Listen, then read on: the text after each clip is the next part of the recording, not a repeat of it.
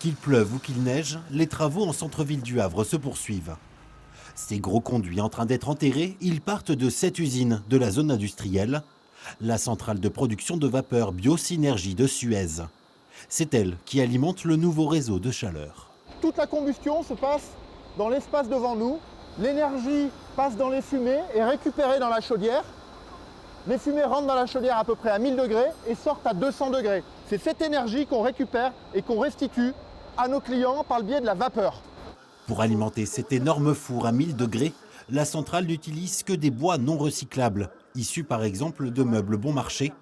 13 tonnes sont brûlées chaque jour. Quand vous allez en déchetterie, il y a une benne et vous allez déposer vos meubles en fin de vie. Ces meubles, ils vont être récupérés, ils vont être broyés, toute la partie valorisable matière va être retirée, notamment toutes les parties métalliques, et on va récupérer le résidu, et ce résidu, il vient ici pour passer dans la ligne d'incinération. Maintenant, nous transformons ce bois en énergie pour alimenter le réseau de chauffage urbain du Havre, Yara, Chevron et Safran.